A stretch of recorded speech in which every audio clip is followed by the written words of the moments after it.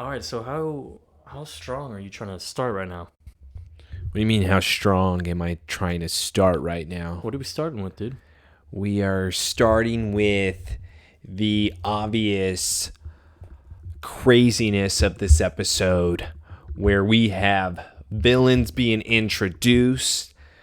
We have questions being asked at the end of the episode, such as, what did Lex really do behind closed doors? And then we ask ourselves, Lana, why are you so dumb it hurts? And that's what I really believe we need to talk about this episode. I mean, I just feel like with Lana, I always believe in her, and then the moment that I give her too much credit, she then betrays my trust. And she decides to go with just a stranger. Why? Because the stranger makes you feel bad. Because they're an asshole. I mean, you summarized it pretty well. Spoiler, it's Adam. We also have, like you said, an introduction of a classic DC villain. What'd you say, Golden Era? Golden Age? Yeah, this would be Golden Age. 1943 is what we would be dealing with here with All-Star Comics number 15. This is only a few issues even after Wonder Woman was introduced for the first time. This is crazy old stuff. Yeah, because the villain, whose original villain is them? Like Superman, Wonder Woman? Is it Wonder Woman? When it comes to who? Like as far as Brainwaves? Yeah. Brainwave's original villain is, or you could say hero group, is the Justice Society. Oh, it's just the yes, league so it would have been at that point, you have Wonder Woman, you have Hourman, you have, Alan Scott, Green Lantern, you have Spectre, you then have Hawkman, I believe. I want to say Mr. Terrific, but I could be wrong on that as well. But you have those type of team members. Yeah, and this would be like the original Mr. Terrific, because obviously as the series goes on, we get the Justice League Unlimited Mr. Terrific, who is wonderful. But yes, Brainwave originated, villain group or hero group would be the Justice Society. Nice. 1943, All-Star Comics number 15, dude. That is old. If I had this book, that would be amazing. But since, I have a baby on the way, I'm not allowed nice things. How much would that run? Depending on what condition you were getting in, because he's on the cover too. And I just love the colors of it. Bald head glasses, almost looks like just a gremlin version of Lex Luthor. But this is, I would say, about 800. It could be less nowadays, though. We're in the poor era. I mean, the poor market's down. The market's down. 300 to 800. Take that as you will. I know that's a big gap, but shove it, because then it depends on condition. It's hard to guess. Oh. But I could never imagine it going less than 300 for first Brainwave. No way.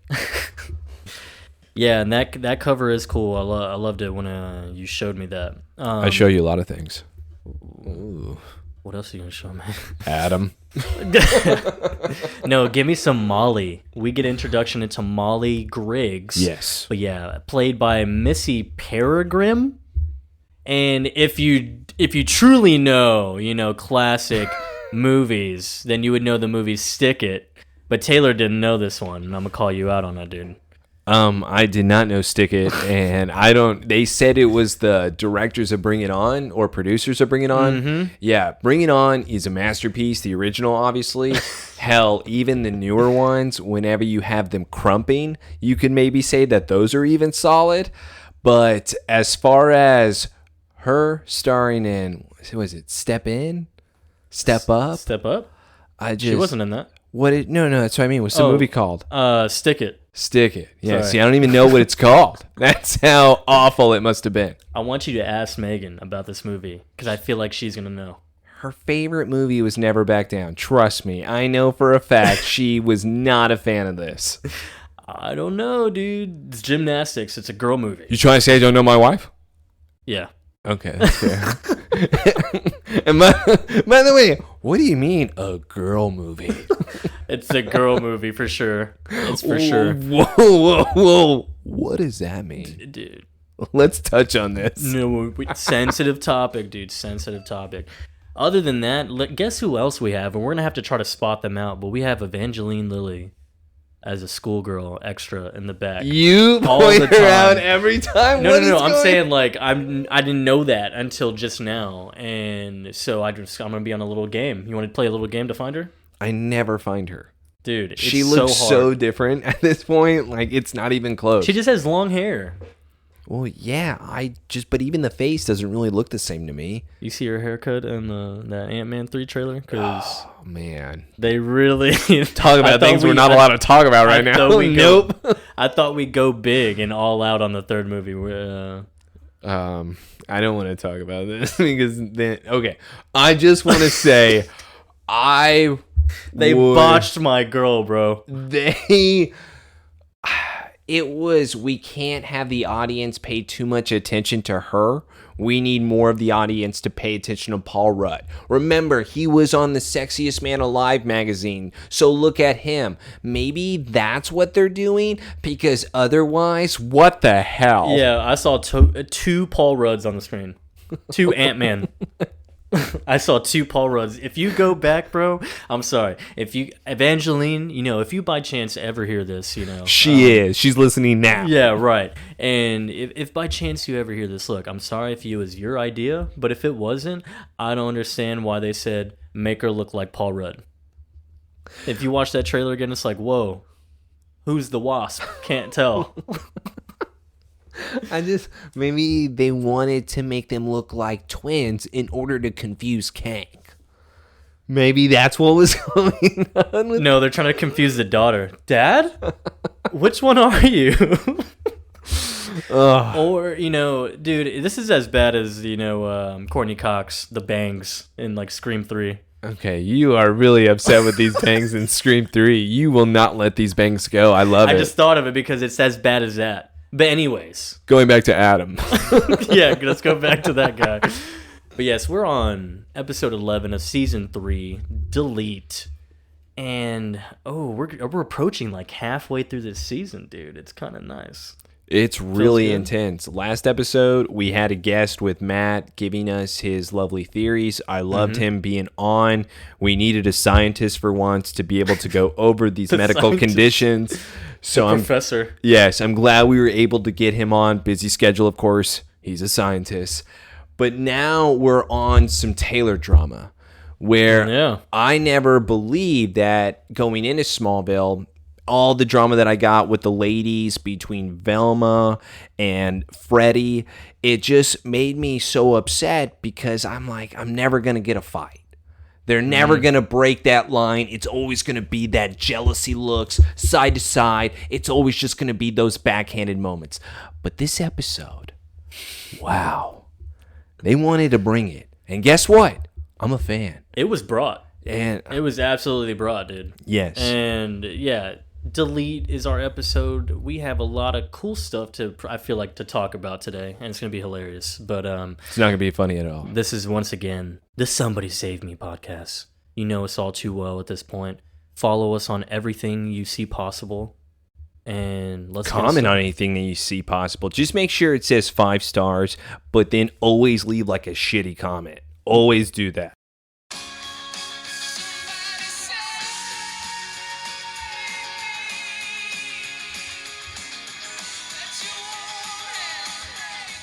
All right, dude. We are opening up to the CGI place, Daily Planet globe just spinning on top of that tower. I really love that, by the way. I think that looked pretty nice. I mean, it looks beautiful. They've shown it before at this point. But I love that they're actually going into the office in order to be able to start the scene. Yeah, we kind of get this nice little pan view, like going down into the window. We see Chloe Sullivan, columnist, cleaning out her desk. It's a damn shame, and we all know why, and it's because Lionel was able to fire Chloe because she obviously would not do what he was asking, so now she decided to take the one thing that she was great at, and that was the column at the Daily Planet. She is going to be a huge miss. We can obviously see with her desk, she was a big part of the team, man. She's on the main floor right next to the boss's office because as she's cleaning up, you know who she decides to go and talk to? The boss. The editor-in-chief. By the way, I thought he was... Sorry, editor. Just editor. I thought he was hitting on her When I was first watching this, I was like, this could be a little bit inappropriate. I thought this was even going to be like the villain, you know? And I also do have a question. This is a whole new person. Maybe I'm wrong with how business works. Maybe I'm naive, and I'm pausing it here just to ask this question. Mm-hmm. When it comes to a business, like, for example, the Daily Planet, this is the editor who really seems like he's gonna miss Chloe, meaning her column was huge and she was doing great work. Probably. So if somebody is calling, being like, fire her, do you have to do that? Can you just maybe hide it? I mean, if your boss is telling you to fire your employee, and you're saying that's my top employee, yeah, she fired. She has brought her 9 years of the torch over to this Daily Planet in order to provide the best stories humanly possible, and we're just gonna toss her out just because you say so? I mean, look, he clearly doesn't want to. He doesn't. He even mentions how you must have pissed someone off if this is happening. Because obviously he wouldn't do it probably if it wasn't that case to where, oh, you ruffled some feathers around here. Well, she does have enemies in high places. Which is weird. Okay, I'm sorry. I know. As an editor, you're like what? As an editor, you're probably what, 30 plus years old maybe?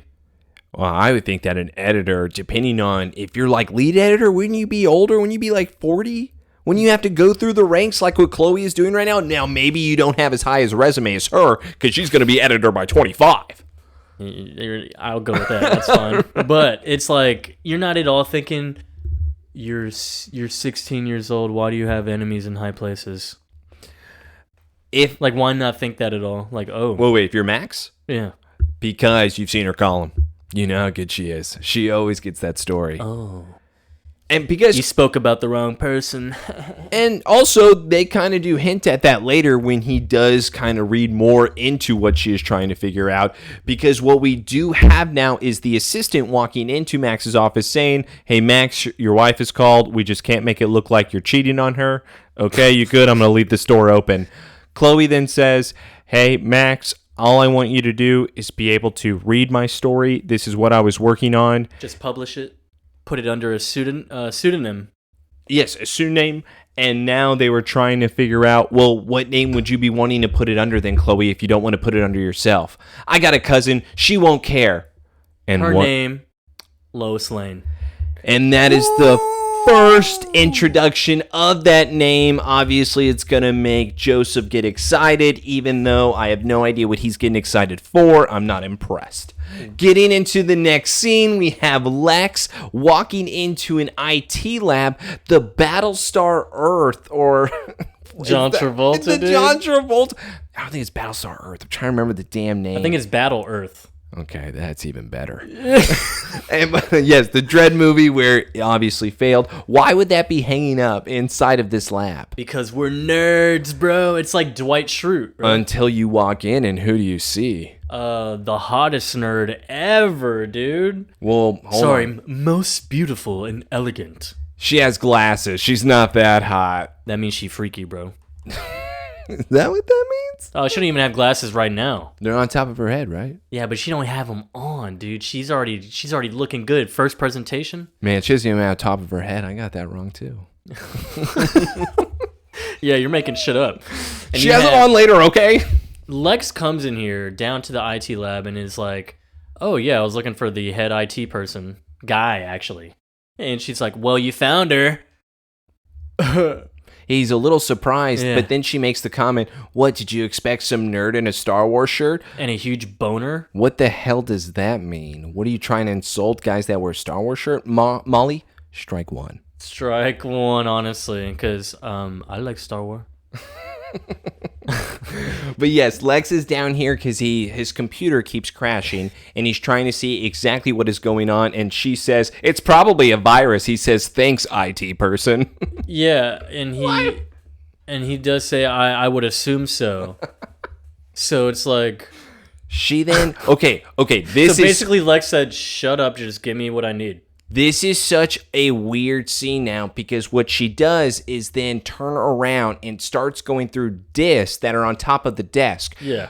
Automatically, she looks up and Lex is checking her ass out. And she's actually like wanting him to then be checking her ass out. Nah, dude. Getting a little smirk while then eyebrow lifted. Lex then walks around, says, okay, you're asking for too much. And he says, how long have you been working here exactly? And now she is going into, it's a long story. I don't think we should get into it. None of my business, huh? You know what? I think I found what you were looking for. Here's just a purple disc. This should be able to clean up any viruses you have. Is there anything else I can do for you? Are you a do-it-yourself? Do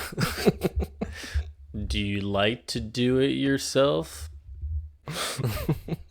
How's the mood striking you now? Lex says thank you and immediately walks away. She then is smiling as he is walking out the door. She then goes back to her computer where Molly begins searching through a box. And you know what's crazy about this is that the computer that is on the desk is green, looking exactly like Chloe Sullivan's. I put that in my notes. That is not a spoiler, folks, because I even said that's the one that the fucking PI took. Yep. And it's all coming together. We're getting, a little bit of backstory here because we know where this computer's from. Yes. It's been missing. Or taken, I should say. And, Molly here is already going through the whole hard drive. And we did get confirmation here on the screen. It's property of Smallville High. And it's the whole hard drive disk that has all the information on it, obviously. So all of Chloe's information, basically. And now we're pretty much assuming, and by the way, I don't know if you're assuming, but I put in my notes, it's Lionel. Lionel hired Molly in order for him to be able to get the information that she found out about his grandparent or his parents, Lex's grandparents, and now he's just trying to burn that information so that nobody knows. That's what I'm assuming, right? Yeah, because why even still follow through with this whole computer? You could just go trash it somewhere. It's true. Let's go to the Torch at Midnight now, where Chloe then walks into her office, and who does she see there? Pete is actually cleaning up, but it looks like they got ransacked in a way. Like everything just taken, property-wise, but it wasn't messy. For once, nobody destroyed the place. They just took the computers. She probably walked in saying, oh, thank God. Yeah, this is the most chill we've seen it. Every other time, she's cried. And I would cry too. And every other time, Pete has not helped clean up anything. So the fact that... I don't think anyone's in there. There was a pillar knocked over in the office. They got rid of that pillar. Look, it's not even there anymore. They redesigned it. They're like, it actually is pretty stupid to have this pillar here. By the way, Chloe is not only the best journalist, the best carpenter anyone's ever seen. Oh, dude. She's just like, man, I don't miss that. I don't miss running into that thing walking in here all the time. Yeah, dude. Last time she saw someone literally physically taking it. Now it's just like, okay, well, this is just I guess a once a month thing. Fuck me. She decides to now leave the school. And now we're seeing a truck in the background. I automatically put in the notes, sorry, folks, this is the Kent truck that Clark has wrecked 3 times. We have seen this several times, where the truck is as if it was haunted, driving towards Chloe. Chloe is trying to run away. Yeah, but there's someone in it. You can see someone in it. Clearly. And he decides to keep going, and Chloe trips and falls, thank God, because the truck then slams into a van. Chloe is then underneath this truck. Perfectly underneath, like some Terminator 3 shit with John Connor, bro. Yeah, I love that one. Yeah, dude, we all do. It's not a good one. No, we all do. But she is then terrified because now the person is getting out of the truck. I'm assuming it's John because we all know he likes the sauce. And now we see that it's the blue jacket? It's Clark. Clark is looking around. He looks at Chloe underneath the truck, just terrified. And Clark is just like, Chloe? Bro, what's the odds you're gonna agree with that? He was just really high. Okay, my only issue is, and he was just super stoned. He hotboxed the truck and he opened the door and then the smoke came out. I would have loved to have seen that, but I didn't get that, so that's why I can't believe he was. Otherwise, I'm with you. I couldn't see. Thought you were a rabbit. Why would you try to hit a rabbit? Man, Chloe, how'd you do that? Chloe, though, I would imagine now is really going to start rethinking her friendship with Clark. Dude, we're done with Clark. How are we not done with him? How are we not done with you, Clark? We're not doing this anymore. We can't trust you at this point now that you know with last episode you yelling at me while you're blind because you found out that Lionel and me were working together. So now you're trying to run me over with the truck. I'm automatically going to assume revenge. Yeah. Dude. I'm not friends with this man anymore. If I get out under that truck, I may try to swing at him, but I'm obviously going to break my wrist or something, and I'm just going to walk home and never talk to him again. I might go back in the school and be like, Pete, do not talk to Clark anymore. Do you know what he just did? Call his parents. Come on, we're just going to stop. Pete, do you want to be on the Chloe Chronicles Part 3? You're going to take my side. Dude, hey, we already know he's going to be in all the Chloe Chronicles. I mean, he was the cameraman, bro. Well, I know, but we can always have that person replaced unless we're no longer friends with Clark because he tried to murder me. By the way, how many times has he destroyed this damn pickup truck? John has got to be losing his mind. The insurance company for the vehicles aren't covering this anymore. Why does Clark just drive anywhere? Why? Take his license at this point. No. He has to keep up the persona. Otherwise, so many people would ask, hey, Clark, how did you get to school? Oh, Pete drove me. You see how easy that was, Clark, you dumbass? Lex drove me. Pete drove me. Oh, Chloe drove me. Yeah, one of them drove me. So you could really just say Lex and nobody would ever go and ask him. Yeah, that's true, actually. They barely like him as it is. You could say John. They're gonna go visit him just to be sure. My papa drops me off. Mama dropped me off. So we go back. Her pies are good. We go back to Smallville Medical Center. And, of course, who do we know that's been here? Oh, it's not even Adam yet. Sorry. No. Clark is... You're already thinking of Adam. I love it. You think you see hospital and you think Adam. Now we're cooking. He's such a bedridden bitch. He's such a bitch. And so Clark is getting breathalyzed by Sheriff Adams, who we love so much.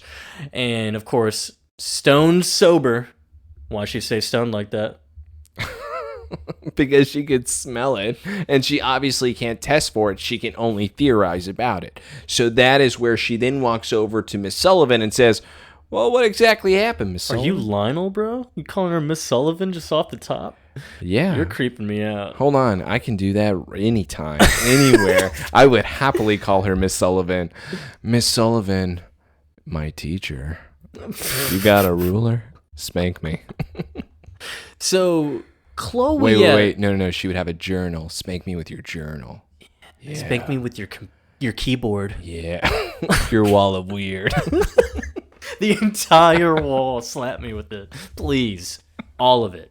And so Chloe just basically hints at the sheriff, or just tells her that, oh yeah, Clark just lost control of his truck. That's what it seemed like. And it's like, Adams never buys anything they're talking about.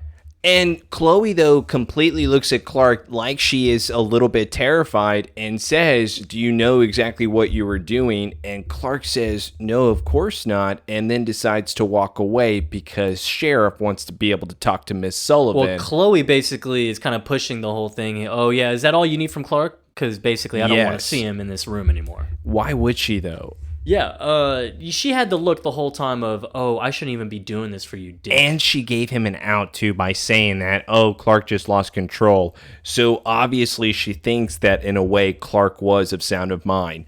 Clark does leave the hospital. Who does he see as he is walking out the door? Adam and Lana.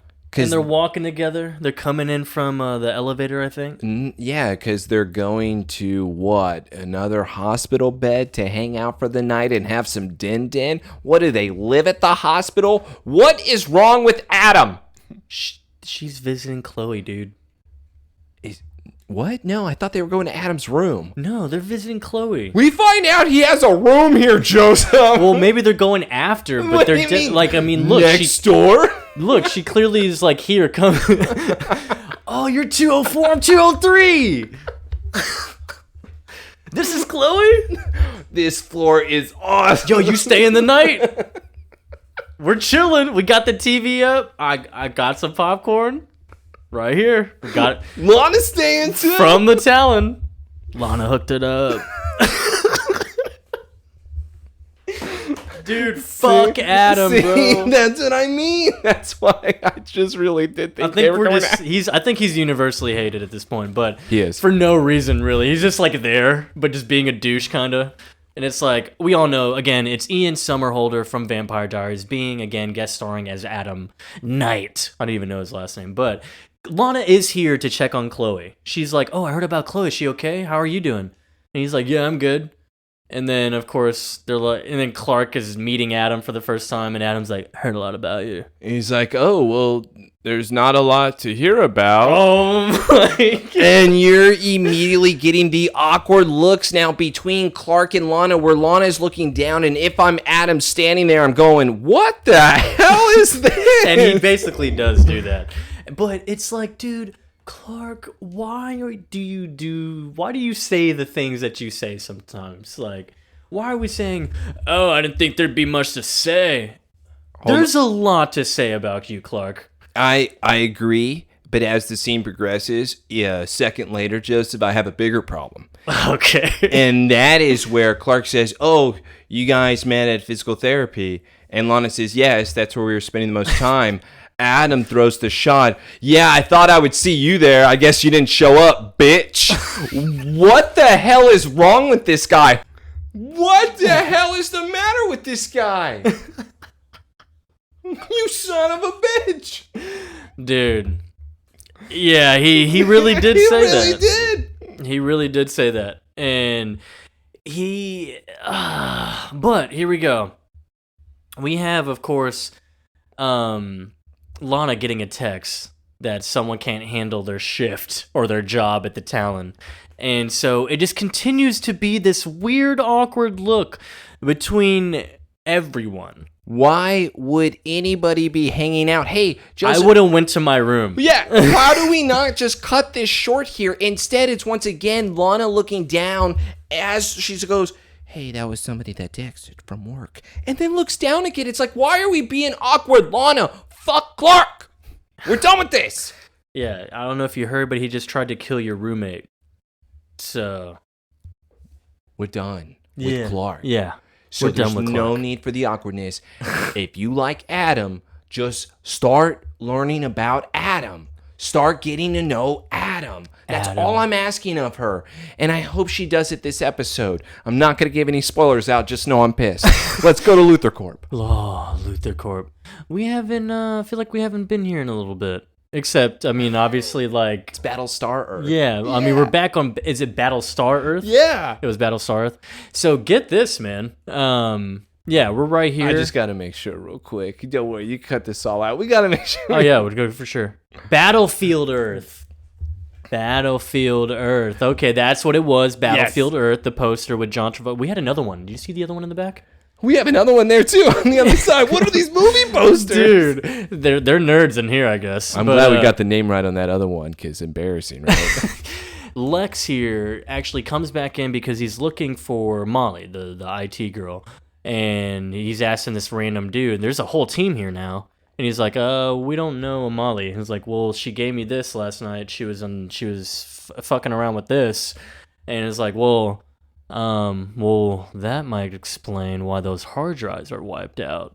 And this is awful because these are the nerds that wear the Star Wars shirts. And this is what I had a problem with whenever she made that comment. It turns out these are the type of guys that work here. And she was just somebody that snuck in, a.k.a. somebody that was working for Lionel. So that is where I'm still believing that Molly is a hired henchman at this point. You even mentioned the hard drives are wiped. So is it all hard drives or was it just the Chloe hard drive? Yeah, I think it was that specific property. And so it's just everything in those boxes? Because Lex pointed it out. He's like, oh, yeah, she was here, and she was messing around with this. And he taps it, and it's clearly labeled Smallville and all that. But fun fact about that IT nerd, he was in Watchmen, too. In the movie. He plays the guy who finds Rorschach's journal at the end. Nice. Yeah, Very dude. nice. He gets the meatball sub on the smiley face. How do we get to be a part of a DC show? So then we're in forever. Yeah, it's like Comic-Con. Once you're in the room, you're there for life. Yeah. And how do we get that? He plays the Toy Man in Arrow. The problem is that universe, for sure. I didn't watch Arrow either. I saw maybe the first season or something. Well, just know he's the Toy Man. Don't tell me we're going to have to do Arrow after this. God. Wanna be Batman? No. I don't think I could do that again. By the way, audience may be cussing me out for saying that right now. Bring it on. I mean, the description literally says, if Batman... Wanna be Batman? No, not that, but it says, it's Batman meets Robin Hood. Okay. You know what I really want to get into, Joseph, is not what you're talking about. Let's get into more Adam and Lana. Hey, let me pour some caramel on your coffee. Yeah, so she gets back to her Talon just to show off on her employees. She's like, Adam, so this is how you make a cappuccino. Hey, Lana, let's go to a table where let's just talk about, hey, it was interesting meeting Clark. We're friends. Just friends. Well, didn't appear like that to For me. friends, you're pretty fucking awkward around each other. Well, yeah, we have a lot of history. I saw the way he looked at you. It's just such a douchey conversation. Clark doesn't know what he wants. Besides, I can't control the way he feels. Can't help I'm pretty. I hate everything about this This scene. is great. This conversation is awful. And you. And you. Yeah, and so what about you, Lana? Clark will always be a part of my life, but whatever there was between us, it's gone. And yeah, and Adam's like, Yeah. cool. Dope. I can't even keep a straight face during that. I hate Adam so much. Let's go to the Clark barn. We just know because his introduction, he's just known to be an asshole. So I just feel like all he's thinking is just like, yeah, okay, whatever, bitch. Like he's just being a dick. Yeah. Uh-huh. I met you at physical therapy. You dumb idiot. I don't believe a word you're saying. You better walk me back to 204. I'm going back to the hospital. But now we go to the barn. We go back Clark to is panicking, saying, my dad's going to be pissed again. How do I get this out? Oh, my God. Yeah, he does mention his dad, dude. And, of course, Chloe shows up and is like, so what? You're freaking about? You're trying to figure out how you're trying to run me over? Like, willingly? And, of course, she's not buying it. That he doesn't remember. He doesn't know what he was doing. And she thinks it's about him being mad about the whole investigating his life. That's with what Lionel. I thought. Yeah. And so she is legitimately crying, though, in this scene. And she's even telling Clark, I don't know how I can apologize to you. I am so sorry. I just wish you'd be able to give me a second chance. Just like I was able to give you a second chance. Just please forgive me. Why would you be doing this? And Clark is very awkward about it. I wish he'd be more convincing, saying that you know, I just still can't trust you. You're still a different person. Oh, like you were in Metropolis? I guess we're not able to then switch back to our normal selves, huh? We can't change, Clark. Thanks. As much fun as it would be to be able to go tit for tat here, I really want to be able to put the pieces of last night together. So can you please help me in exactly what happened and what you were doing? yeah, and he's like, I was in the library, I was just studying, and then I was studying, and I got an email, and then that was it. I was around you at the truck. And so she's like, an email? So she immediately opens his laptop. Why do we have laptops? Hold on. Clark has a laptop? Yeah, that's Since what I'm when saying. can we afford this at the farm? No. I think this is like a school laptop.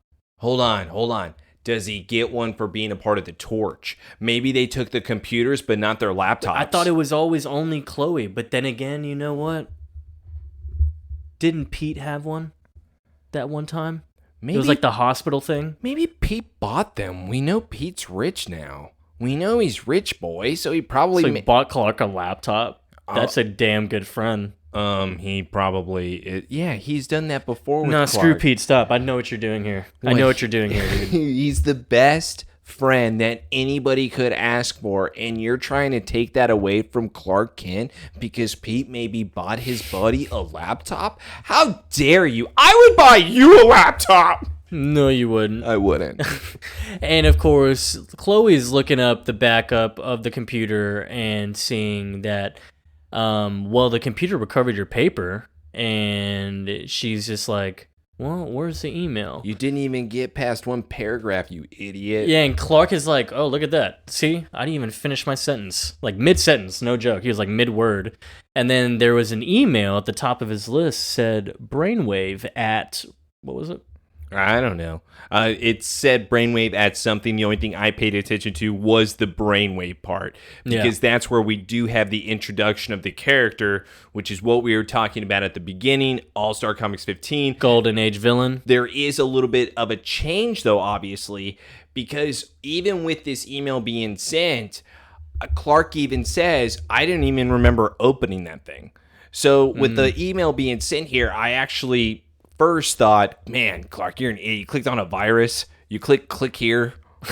Like, that's what you did. But he didn't, because he doesn't even remember doing that, as if it just opened by itself. So I did enjoy that little aspect of this. I also wanted to mention, with Clark and Chloe now finding this email, they're now trying to be able to see who would be able to send this, where on the next scene... we find out who that is. Yeah, and there's like the whole computer hard drive that we stole from Smallville computer, Chloe's computer. It's now with Molly at her desk, her machine, and she's putting it into a little floppy disk. I'm sorry, but she looks good. Now she has the glasses. Man. Dude, she is gorgeous. By the way, this is the Missy Peregrym actress from Stick It, as everyone should know her.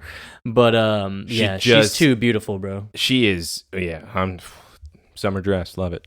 Yeah, But I also want to mention, whenever we do get to what we see of her, because it's only a brief moment, is her apartment, where it's truly a bed in one room and then just a desk and a computer. That's how we live, dude. Because we obviously, clear indication that's Brainwave. Molly is Brainwave. She's fucking around in the computer, because as soon as Clark asks, he's like, well, who's Brainwave? It immediately cuts to her. So it's like, oh, it has to be you.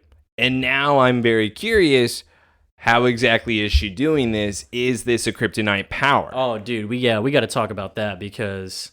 You want to talk about that now, or you want to wait for it? Yeah, we're going to wait for it. Okay, because I really want to get to another Adam scene. Yeah, we need to know if... what we could talk about is like if it's going to be a power or not, but we'll see. Okay, Adam scene first. Okay, yeah, Adam scene first. All right. So we got Adam walking with Lana at school. Why is he here? Hey, Lana. What's your mascot? So I'm sorry. So the thing is that he knows it says crows everywhere, and there's birds on everything, like Letterman's and whatnot. And he's looking around. He's like, "So tell me what your mascot is again." Hey, Joseph. How old am I? Yeah. How old are you, Adam? Are you in a high school? Are you 20 years old in a high school right now? And by the way, before Rainy Day just starts yelling at me again with the crap. All right, if Lana is even 17, let's give her 17, even though you have not given me a birthday episode. But if Lana's 17, how old is Adam? How old is this guy? I bet they have an official age for him. This should have been able to be established, but not even Lana is asking these questions. Instead, she's just dragging around this guy, where everything that they talked about apparently has just been very brief. It's like, haha, you're cute. Haha, I'm cute. We met in physical therapy. That's all we know about each other. We just like talking about what we see during that day. Like, they don't talk about anything as far as what was last week, like before last week. They bother me. There's no depth. Lana, we've learned from this. Stop going surface level. We need to go below. Nah, dude. She loves this guy so much already. Look, it's a small town. Our school spirit is up. I forgot Justin, really ready and super psyched. I forgot my history book. Do you mind waiting outside? Sure. I'll go wait outside. And now we are cutting back to Molly. We're going back to Molly. Why did we have... Oh, okay. We just wanted to establish, of course, that Lana was at school. Sorry. I was like, dude, why did we have that scene? Yeah. Come on. Don't take it away from Adam, all right? But now, we're getting to one of a really great part here. And so we have Molly now initiating an email from the contacts on that hard drive. And she's all of Chloe's contacts. So she sees Lana's, emails her, and it's a Brainwave email. So confirmation, Molly is Brainwave. There's some digital code showing. Looks like the Matrix. It's now basically, looks like it's brainwashing. And Lana did not click on the email entirely. It opened on its own. The moment it was sent, it just opened the moment she hit her email. So boom, immediately open. And it's making like some green numbers. All this, like we're having a brain blast Jimmy Neutron. Looks like Matrix going in her eye. Literally Matrix. And it looks like a program just went into Lana's brain. And so it's all green, right? Yeah. Is that a power? But then we have to get into it later when they explain what she does or what she can do. And the issue is, too, about this entire thing, is usually we can automatically say it's a kryptonite power whenever these special things, or we could theorize about it, whatever. But just as a little bit of a spoiler, Ryan wasn't kryptonite. If Ryan wasn't kryptonite, now we have to be able to believe that it's just people can have these type of abilities. Was Ryan unexplained? Ryan was unexplained. From my understanding, it was something that he was always able to do. Really? That's what I mean. Ryan was unexplained, huh? Yes. What a piece of shit. It's such a dick. And that is why... I could do this, Clark. With Molly, a.k.a. Brainwave, there is a chance that something else could have happened besides just kryptonite. We could really probably look this up before somebody in the comment section yells at us, because, you know, that's happened before. But let's get into probably the best scene in Smallville, I don't know, history? You want to say history right now? Yeah, no, this is, oh man, this is absolutely beautiful. This scene, after, of course, we had Lana get brainwaved pretty much from that email, she immediately is going after Chloe now. Drops the phone, and Chloe's like, hey, Lana, I've been looking for you. Oh, hey, Chloe. Boom, I'm slamming your head in the wall of what you're looking at. My God, dude. She slams her head on there. She should have been knocked out. Chloe is showing blood on the forehead as well. Immediately. So, yeah, there was some violent touch to that. Dude, Lana just went full strength, like 100%, and knocked Chloe down the stairs. And, of course, she's doing roundhouse kicks again. Chun-Li, she doesn't stop. And this is, like, easy for her right now. She's just literally hopping over the rail, hitting, boom, punching her down the stairs. And then now Chloe starts fighting back. You know why? Because she said, I have the high ground!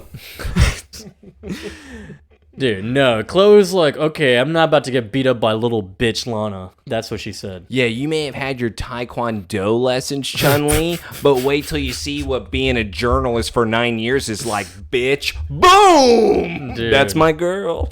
She knocks Lana out. She literally knocks her out, or knocks her down, I should say, down the stairs, but then she tags her. And was like, dude, we are doing like Power Ranger moves right now, bro. She grabs the axe out of the fireman case or whatever, the emergency case. Just a big old hose is just hanging out there with an axe for any student to grab. Swinging it at her multiple times. This is attempted murder. Yeah, and you know it's great. This is attempted murder. Hold on, Joseph. You know how you know it's an alternative high school is when you're watching attempted murder and you're circling it around screaming, fight, fight, fight. They have issues in Smallville. She grabbed the axe. She was like, yeah, we're getting spicy now. Hey, grab the pipe. Grab it. Yo, there's glass on the floor. They start just shattering. Yeah, maybe like some other kids are like picking up glass shanks for later. This is such a violent school. Dude, this fight scene is just nuts though, because truly, it is attempted murder. We're going all out. I don't even know how Chloe dodged the axe that many times. Like, my goodness. Lana's swinging full in, and they're in the girls' locker room. And now all of a sudden, with Lana being able to push Chloe into that girl's locker room, we have just, I don't know, girls getting changed, where now we have Lana and Chloe just going at it on who's going to be able to pull the axe away from each other. Lana keeps kicking her, and it's so funny, dude. She's done like about 6 kicks now. Chun-Li then has missed that kick where she tries to be able to then do a suplex with the axe and strike her in the head, but instead, it doesn't work. And she gets it stuck inside of the locker room. But don't worry, Chloe tries to escape. It doesn't work with Chun-Li this time. She does connect with the kick where Chloe goes flying into the shower. This is such a strong pressure shower that's happening right now in this bathroom. Water is shooting like crazy. Lana says, give me my axe. Chloe is up against the wall, about to take the axe from Lana, and all of a sudden we figure out Adam's in the girls' locker room? He did not just come from the doors right now. He came from the side. He came from the side as if he was already in there. What was Adam doing? He said, yeah, I'll go warm up the car. Hey, Lana, I'm going to be with the girls if you need me. They're teaching me about the school spirit. Hey, what are they wearing? I told him to put on those little skimpy outfits. Yeah, you know. Lana, you're doing it all wrong. Put the axe away. Get wet. But yes, Adam then grabs the axe, where all of a sudden Lana tries to swing at him. He then does his own spinning kick and says, guess what? You're Chun-Li, I'm Ryu. Dude. No, he's Warang, bro, from Tekken. Okay, fine, we can give him Warang. But yes, and then all of a sudden, Adam is able to push Lana up against the wall. It doesn't work, though. She comes striking, but then Chloe says, here's my sweeping kick. Kicks Lana. Lana comes crashing down to the ground, smacks her head, and now guess what? She's back to normal. What happened? And then Chloe's like, what? Such high pressure shower going over Chloe's face right now. It is just drenching water. I love that scene. Chloe, once again, you have proven you are the best. We truly just watched a Power Ranger scene. Now, before we get to the next scene, I do have to ask once again, Joseph, what was Adam doing? Do we need to go back to that? Because, I mean, I feel like it's unanimous. No one can explain anything else. He did not just come from the doors in the back. The girls probably would have screamed still, saying, like, yo, what the hell? Well, maybe. I don't know. The other thing is that if he did come from the back, it would have been a little bit of an issue unless people were running out of the school in order to scream, they're trying to kill each other. And notice, no other boys went into that locker room to finish seeing the fight. Of course not. The only one that would try to break it up, Clark, pervert. No, Adam, pervert. Adam was already in there, so we don't know what he was doing. He may not be a pervert after all. He may have been invited. Then again, it's like you said, we don't know him, dude. I was invited. They told me to come in here. Let's get back now to the Talon, where Chloe is once again scared, going, I don't like you or you. And she is looking at Lana and Clark as Lana tries to give her an ice pack, and she says, thank you, I'll take that ice pack. Please don't touch me, freak. You know what this is, dude? I think, like, what is Adam's equivalent to being now part of this little Scooby-Doo gang here? Like, what would be his character? Hold on, Joseph. I'm gonna sit here. I'm just gonna listen to you guys talk. Dude, he literally sits down and just has that look of like, so this is where y'all hang out at? This what y'all do? And so Chloe's obviously now at this point where, okay, well, I think it's safe to say I think someone's out to get me right now. And, of course, Clark's like, yeah, not just someone, definitely someone that's, like, brainwashing people. Oh, hey, not only the brainwashing, but let's bring up another quick point here. Hey, Adam, how did you learn how to kick like that? That's right, they make that comment. Oh, Jackie Chan movies? Guess I watched too many Jackie Chan movies. That's not an answer. Nice try. You don't learn spinning kicks that connect from a Jackie Chan movie. Because guess what that would mean to me? You would have to have been able to practice those moves in order to be able to know that you're able to connect and that they can work. You don't just watch... Joseph, I can't watch a Jackie Chan movie and say, I can do a spin kick right now. That is not happening. I could do it. Do it. And we have here really just trying to figure out. Clark's like thinking he's drinking his coffee. He's like, hey, did you get any weird emails before all this? And she's like, I don't know, we'll see. Yeah, I did, but I don't remember opening it. And of course, it's Brainwave at Instamail once again. And of course, Clark's like, yeah, this sounds like the same thing that happened. And of course, Could be a subliminal message. maybe it's in the code. Okay, well, yeah, maybe it is. All of a sudden, Adam is contributing to the Scooby-Doo gang right now. So what is his character equivalent? His equal. All right, so right Is he now, Scrappy?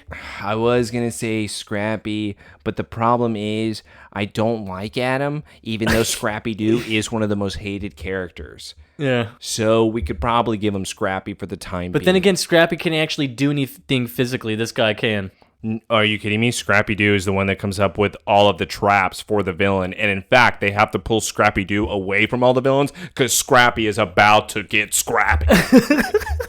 How dare you ever insult that little pup? All right. Well, anyways. Yeah, we can Adam give it Scrappy. to... God, you know what? Scrappy's a douche. Adam's a douche. Yeah, that's right. And of course, yeah, who's on this kill Chloe impulse right now? It's Brainwave again. Yes, Clark. We know. We know it's Brainwave. They all look at each other. Adam's even like, what am I doing here? It's like, Brainwave? What's that? Is that a And of drink? course, now it's we have synchronizing with the computer, the phone into the computer.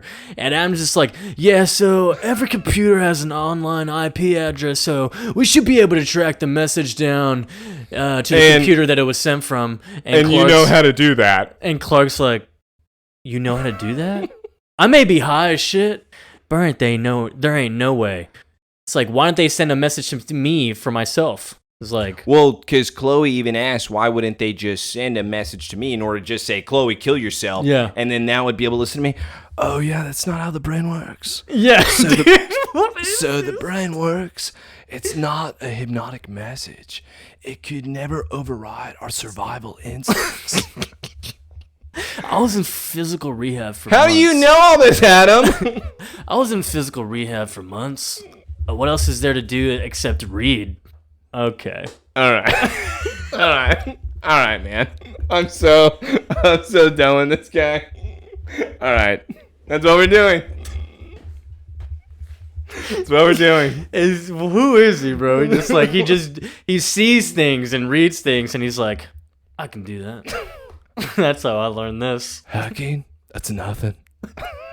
This guy. Chloe's even surprised and like, oh, We you went from computer science to actual biology, and you're telling her like, yeah, the hypnotic messages in your brain can't override our survival instincts. So it's like you're dumb as shit.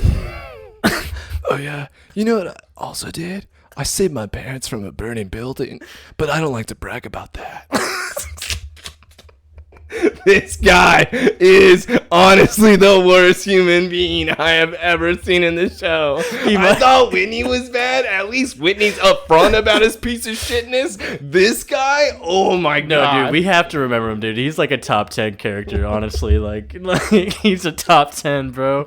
He's top 10. Clark then realizes, Chloe, how is this even possible with the IP address that Adam was able to trace? Because we thought Lionel took your computers. And it came from her computers. Bro. And where is the only place that those computers lie? Luthor Corp. Luthor Corp. And then, of course, that's where he tracked it down. And now it's like, all right, well, he goes to Lex. Goes straight to Lex. He was like, I seriously doubt, Clark, that someone in my IT department is trying to kill Chloe. Lex, we know this guy named Adam. He's the ultimate hacker, and he was able to trace it. Who else was able to have access to this besides your father taking her computer? Oh, yeah, Lex. He was the one that took the computer. It wasn't Lionel. It was Lex's PI that took it.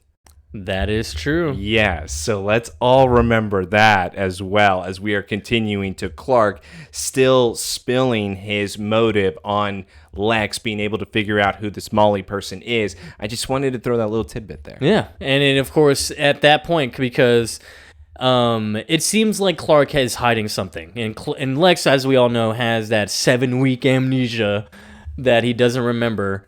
Or whatever, and of course he can't remember that he was the one who took the computer.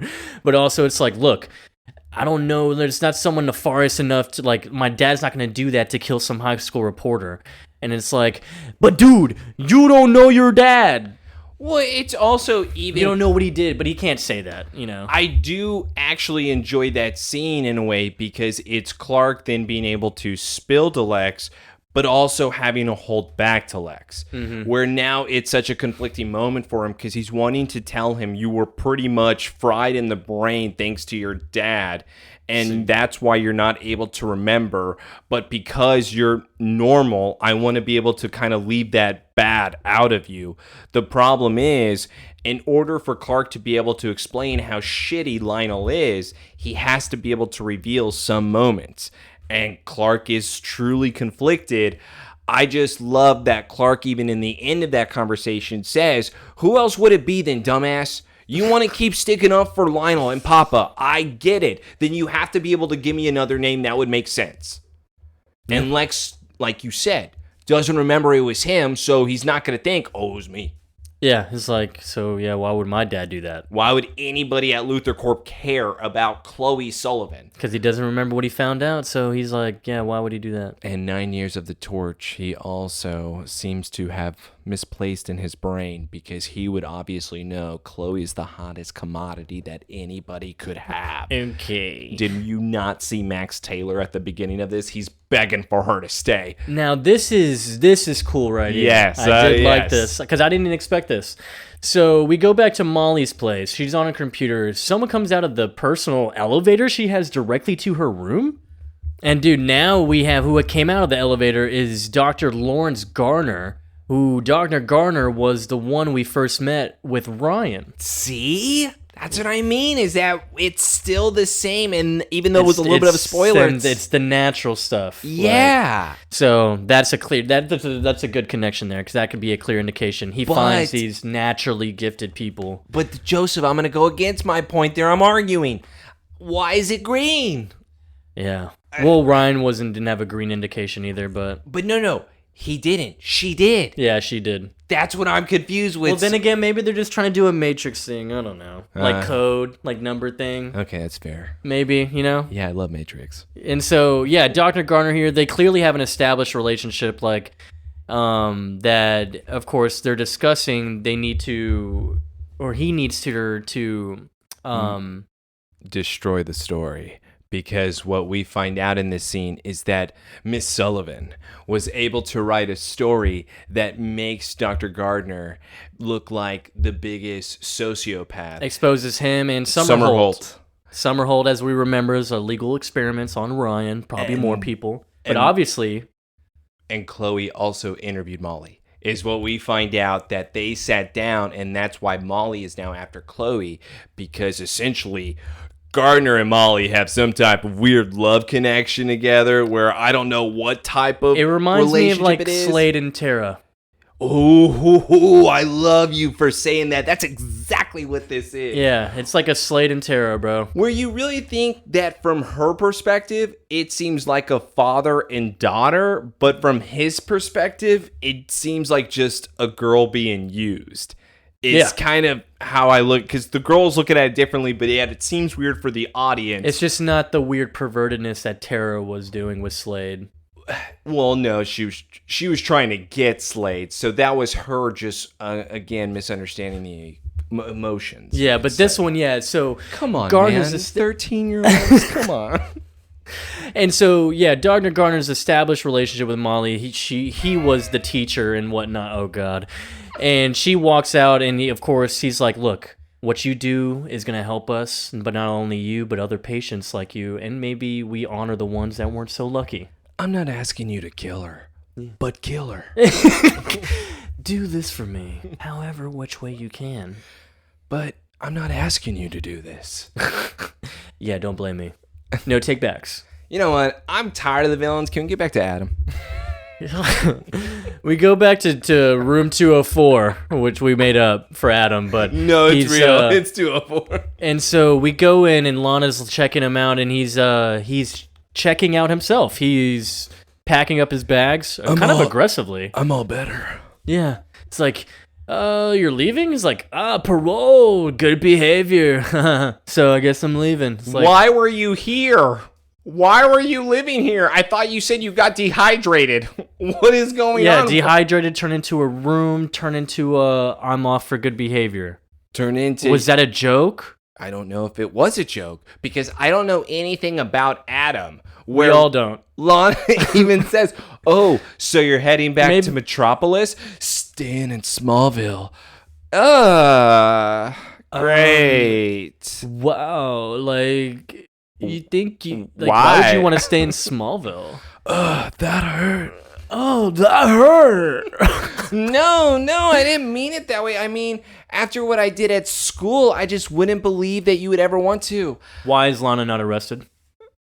What do you mean? She just tried to commit murder on basically her sister. There were no witnesses at the alternative high school. We don't talk. Yeah, we'll fight. Yo, I saw girls in the locker room. Snitches get stitches here. That's true. Adam would beat him up. What you girls do? You snitch? I don't like snitches. Come in the locker room. And of course, Lana's like, well, Smallville doesn't seem like a place you'd go if you could go anywhere. Listen, Lana, I'm 25, so I can live anywhere I want. I just don't have any money for an apartment. Basically, I wish that could have been maybe what he was saying, you know? Because really he doesn't, but he doesn't say any of that. He's just like, well, I was just hoping I could spend time with a certain coffee shop owner, you know? Who just so happens to have beautiful eyes. Yeah, I can barely see him. Let me touch your face and let me try to kiss you, but she pulls away, and guess what she says? I don't know you, freak. Adam, we don't really know each other. And he's like, way to kill the vibe. Wasn't that the point of me staying? And Lana's like, what? No, what's the problem, little girl? Lana then immediately turns away. No one knows martial arts without remembering where they learned it. Trust me, I know. And nobody can hack a computer better than Chloe. And you can't find them in the books. Wow. You got me? Clark must have really gotten your head. What? What is wrong with this kid? God damn it, Adam. She just made solid points. And he's like, wow. I guess that douche Clark really put it on your head, huh? You don't think I can read? Little girl. I can read just fine. And she even goes, yeah, he did mess with my head. And it's like, I'm not going to let that happen again. So there's no way you're doing this sketchy stuff. Look, Lana, I've told you nothing, so you better accept it. I like you. That should be enough. Whatever your problems are, it's like, I'm not going to be at the stick end of them. He says I'm not going to stick around and be one of them, which makes it worse. Listen, I'm not going to deal with your shit, all right? I'm going to be me because I'm 25. This guy sucks. Dude, this is like I'm sorry for like just me and you right here, but this is like a tease of Jason, the football coach, later on, because it's like it shouldn't be happening. It shouldn't be. And it's like this is her taste right now, you know. And she wants older men. Yeah. She's like, Clark is too young. He tells secrets, and you know what? Older boys don't do that. Hey, they just know things. Adam, can you tell me about yourself? No. Cool. Well, guess what, Lana? If you don't believe my library, I think you should go. Yeah, he actually kicks her out after that whole thing. He's like, yeah, you know what? You're going to become a problem. Just leave. And Lana walks out and is like, the nerve. And she stops to look back. Oh, no! With the sad face. And she's like, dude, why are we doing that? All right, let's go back to Smallville High. Smallville High, right? We're back here, and Chloe's walking in, and she's looking at whatever she's looking at. Boo! And Clark's actually in there already, and she doesn't know. And he's like, oh, hey, Chloe. And she's like, oh, my God, Clark. Don't scare me like that. Yeah, you only try to kill me with your truck. Why wouldn't you just say something or make a noise, you big ogre? Okay, yeah, that's true, actually. He has super hearing now. Yeah, he should be able to know. Oh, Chloe, I forget you're a peasant. I forget that you're just a human, and Jarrell's test says I should lose faith in you, so I don't care. I was questioning my trust for you, you know? And so, Clark says I was able to check with Lex, and I'm sorry to be able to report the hard drive is gone. However, I do have a lead on who is working with Lionel. I got a picture right here. Her name is Molly Clark. yeah. What? And of course, Chloe's like, yeah, I interviewed her for a story I did about a month ago. And I was like, about what? Somerhalder Neurological Institute. So, of course, Clark's like, Somerhalder, the place where Ryan used to be?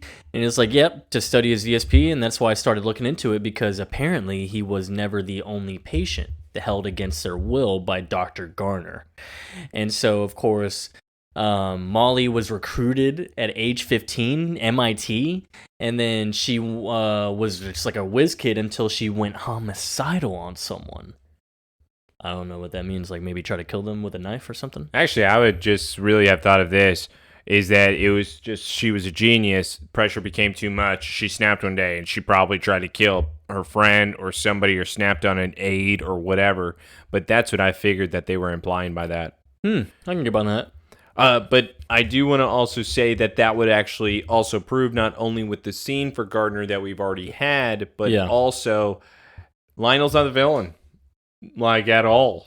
Lionel has nothing to do with Molly whatsoever. Somehow Molly, who works at Somerhalder, was able to get into Luthor Corp without a problem at all. That is not ever going to be answered to us because she wouldn't have a badge for Luthor Corp.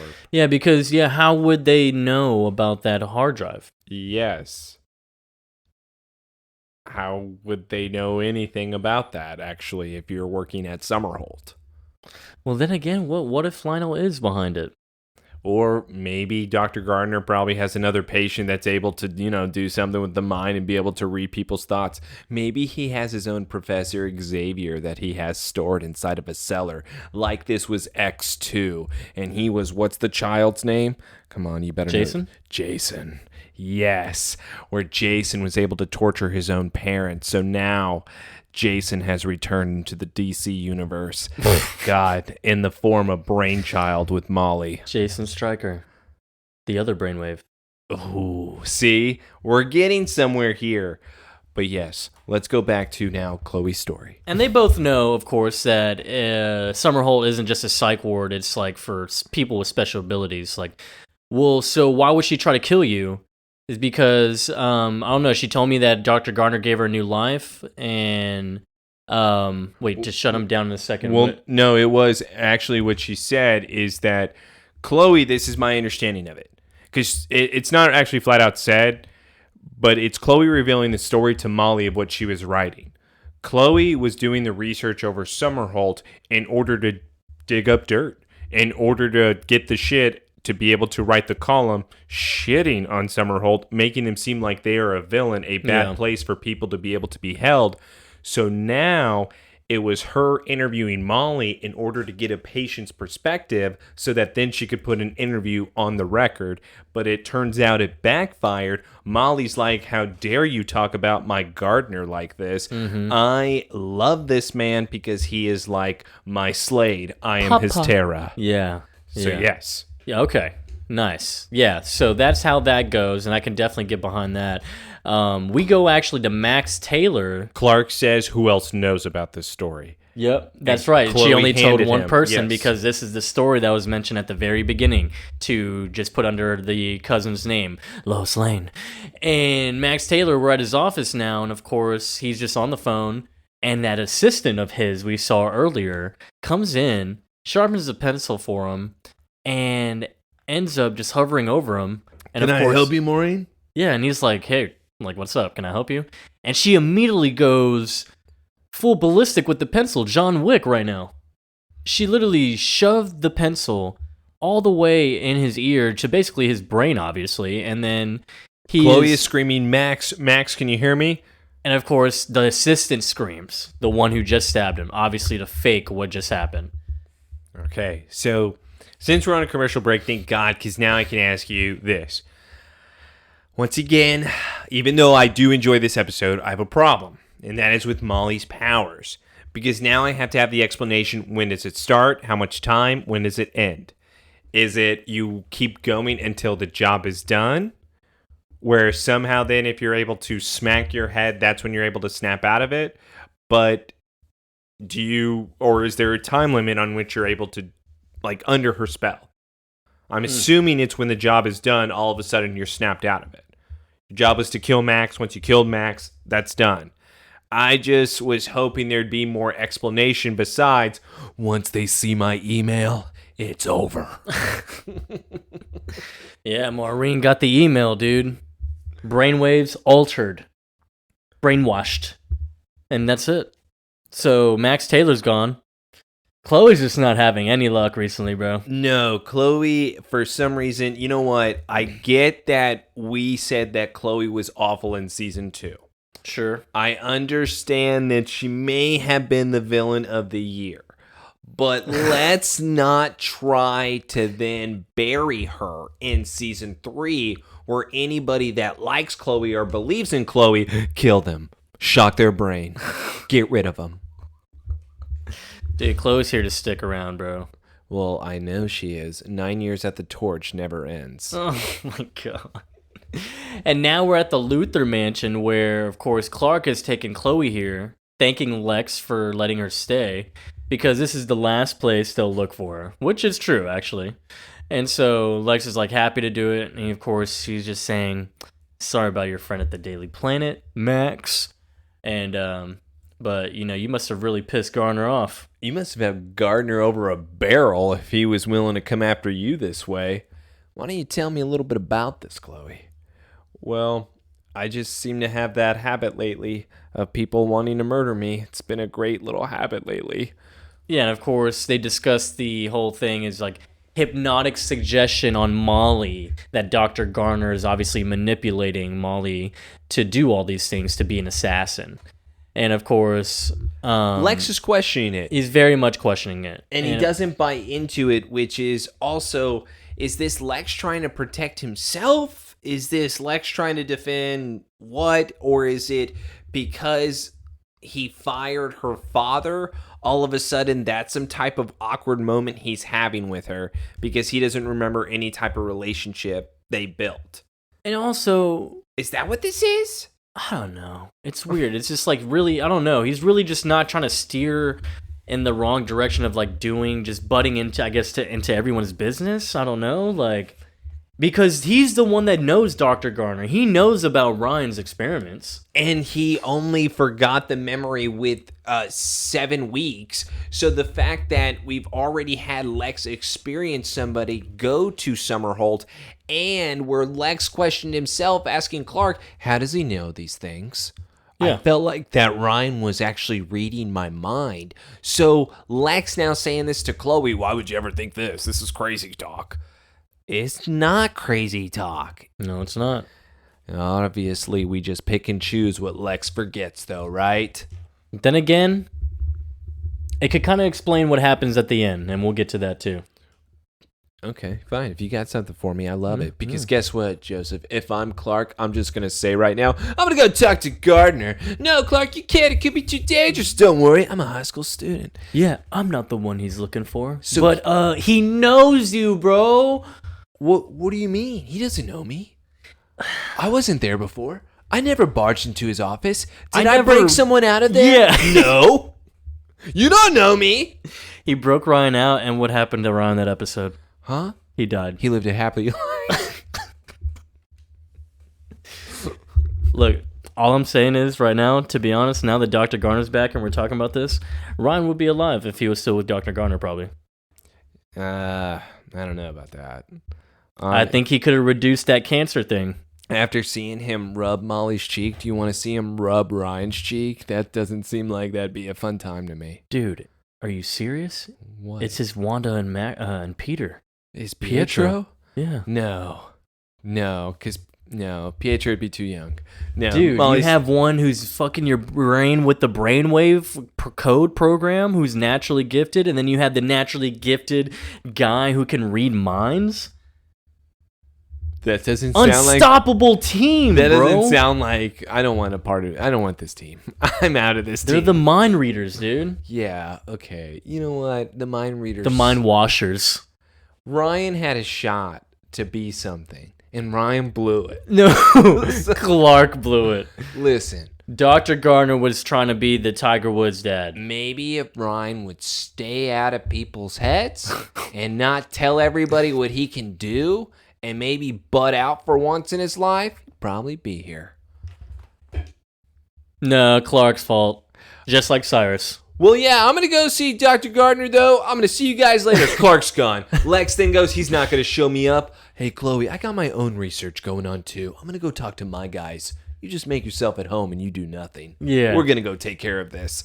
Lex, do you know who you're talking to?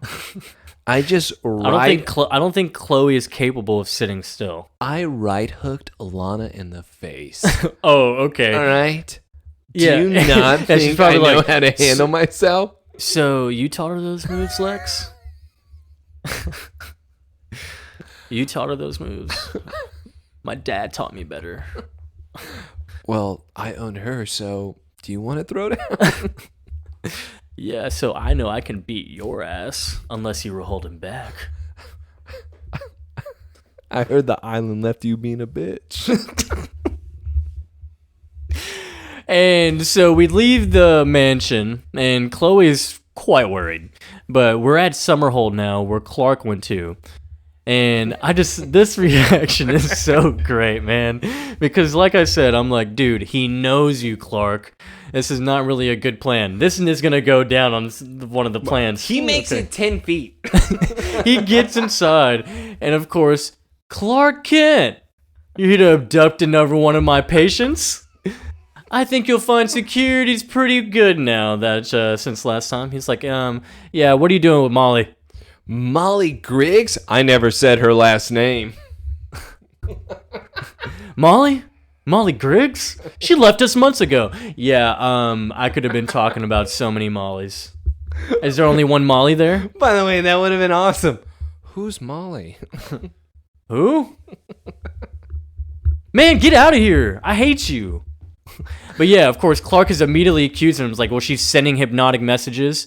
It's not the kind of technology you find in a Radio Shack. Nor Somerhalder, and I don't appreciate what you're implying right now, high school student. Yeah, I like how he's grabbing this grown man's arm, holding him like he's a little boy.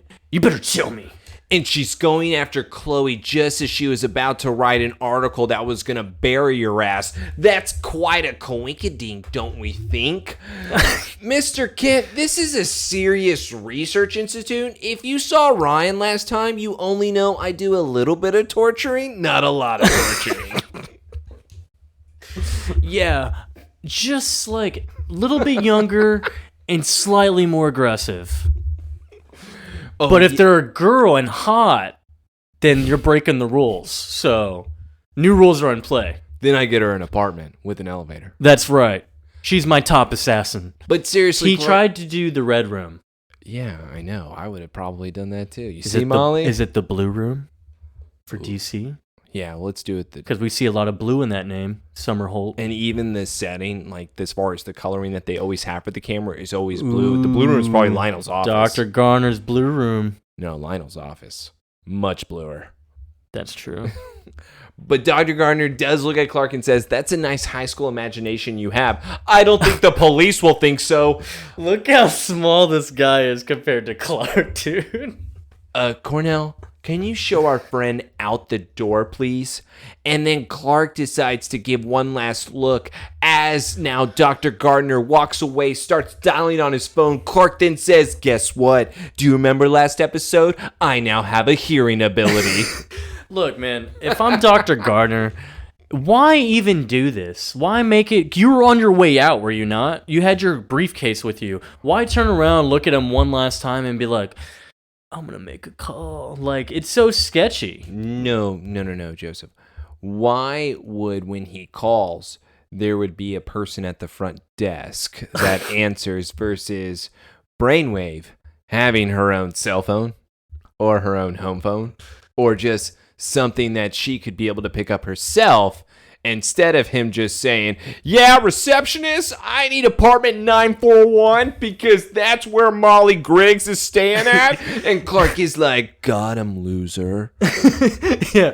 What if he walked back in, he could clearly hear Gardner around the corner, Molly, we got a problem. I'm pretty sure Clark didn't even use his ability. He just heard him. He did brain blast. Gardner was yelling it.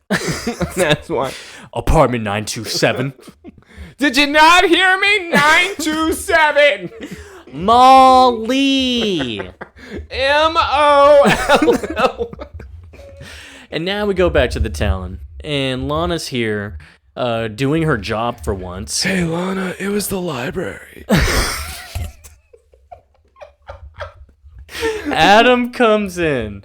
As we know, he was leaving before, but he decided to come in and now answer her question that, hey, I supposedly read those books in the library. That's where. And she's like, what? What are you saying? Library? I thought you'd be on your way to Metropolis right now. What are you doing here? I didn't want to leave the way we did leave things. You know? I can be a little abrupt. Well, that's putting it one way. Listen, you're driving me nuts. I can see how strong you are, but for some stupid reason, you just crawl inside and become a bitch. That's what he says to her. This fucking guy, bro. Adam is something else. She said one thing, and he's like, you're so much cooler. Like, you could be so much cooler. You could be like me. I'm so cool. This is your way of ending things on better terms? Listen, I do things that people don't do around here. I'm honest. Yeah. People here don't say what they think. I'm not trying to hide anything. Then why are you so guarded with everything? I'm not. I can't piece my life back together. It's hard for me. But maybe you can help me. And Lana is fucking eating this shit up. I'm so mad at her. What is wrong with her? She's like, it's hard to go through that alone, to find those answers. I'm sorry. What? You're apologizing to him? What are we doing, Lana? I think he secretly loves the little girl facade because he's clearly taken advantage of it here, I feel like.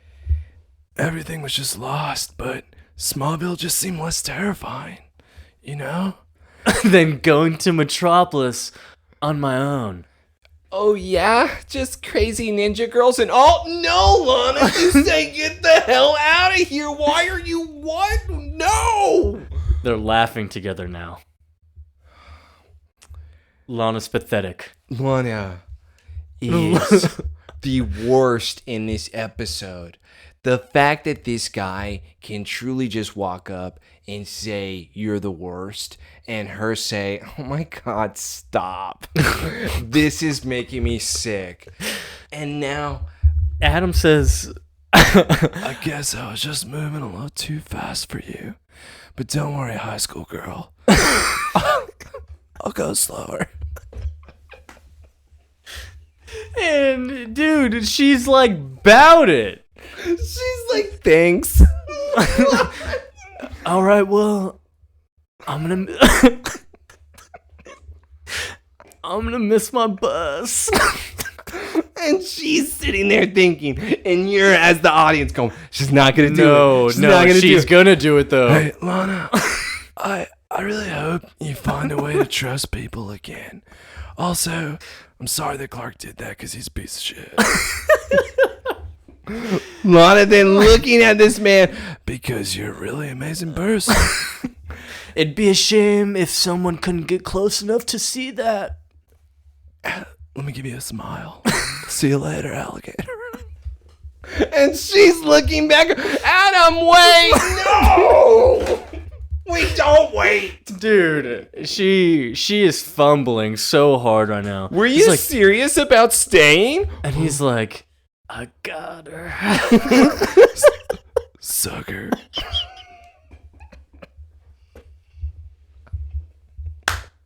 Dude, Man. I am so mad at Lana in this episode. I can't like even express how Dude, disappointed I am. Adam fucking rocks, dude.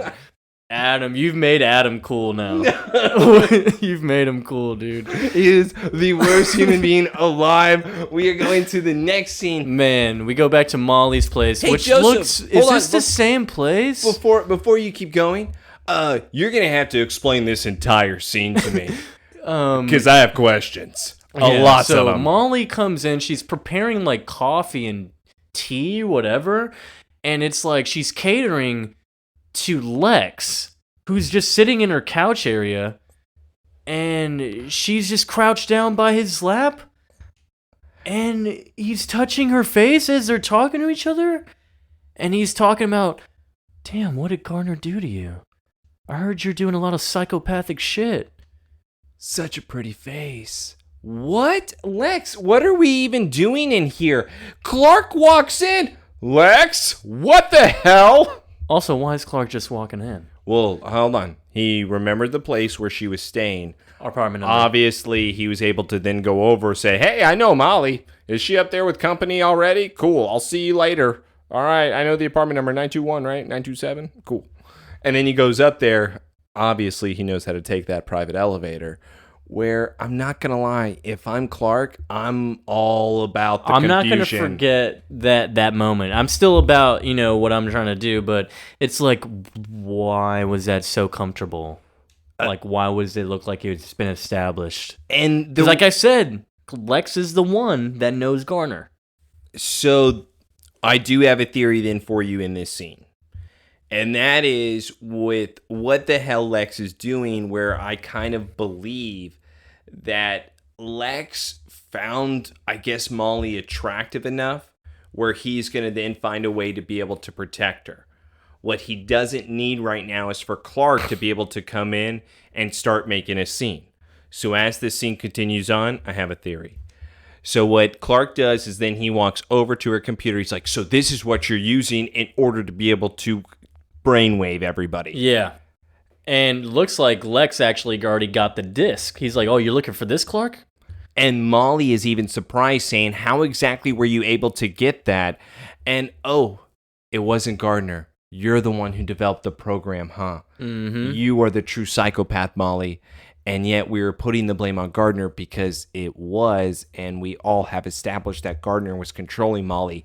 And isn't that what Lex was doing before Clark showed up, brushing her cheek, saying, what did Gardner do to you? Yeah, So he already knows, so him saying this right here does not make sense unless he's only doing that in front of Clark. So let's keep the scene going. No, you don't understand. Molly's now pleading her case. You don't see the things other kids have seen. I have seen some really fucked up shit. To think about everything you could never imagine. Clark now starts to feel bad. Molly, Gardner is not helping you. Listen, Clark, he made me feel normal. I never thought that could happen. Clark is now sympathizing. Lex is now realizing, I'm going to have to break this scene up. So he turns around and starts typing on Molly's computer, where then Molly is now looking at Clark and says, wouldn't you do anything to protect somebody that always had your best interests? Who has always been there for you.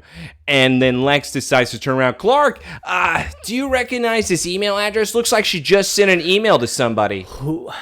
Whose email is that? CNH30. And He just said that was who? Martha, his mom. Yeah, you know whose email would be in Luthor Corp's system? Martha?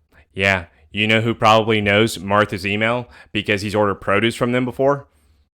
Lex. Yeah, meaning that Lex is the one that actually sent that email. To break it up? Yes, in order to get Clark out of the room so he can once again have Molly to himself. So he was the one that sent it to the parents in order to been like, hey, Clark, you got this email? You know who that is? Yeah. Mom, oh, yeah, you go. He knew exactly what Clark was going to do in that scene. The only way that could be broken is if Chloe actually had the email already. Maybe, but also Chloe has always been the one that, true, they would have to been able to set the trap. However, I'll put it to you this way. If Lex did not send that email, he already knew that Molly sent that. Because if it's not your theory, it's then that, oh, okay, he just got there and went to the computer while they're arguing and noticed, oh shit, she sent a recent email before I got here. My only thing going back to, and I'm going to still hold on to this, he knows Martha's email. There is no way you could convince me otherwise that he would never have that. Maybe somebody could bring that to my attention saying, Taylor, you're an idiot. But right now, he would know. He has communicated with Martha several freaking times. He was also... She was the assistant to his father. They would have communicated several times, including you think? Would they? Business deals and everything. How dare you? Martha was always around for Lionel when he was blind. Maybe so. That was ridiculous to me, which is why I say Lex did this in order to get Clark away. That's a good theory. I like that. So yeah, we obviously get the hint it's his mom, Martha Kent, and then Chloe shows up to the barn and Martha's in there by herself. And she's like, yeah, hey, Mrs. Kent, what's going on? And she's like, hey, grabs the immediate sharp tool, looks like a sickle. Looks like a sickle. John comes up, runs up behind Chloe, gets chains wrapped around her neck and is holding her against the post. They are about to kill her. And now we have plot hole. Oh, yeah?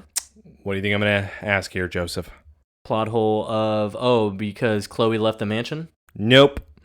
How are John and Martha coming after Chloe? Oh, when for one email? The only email that was sent was to Martha. How would that have ever occurred? The only way is, and we're kind of reaching here, it's like they have like a joint email.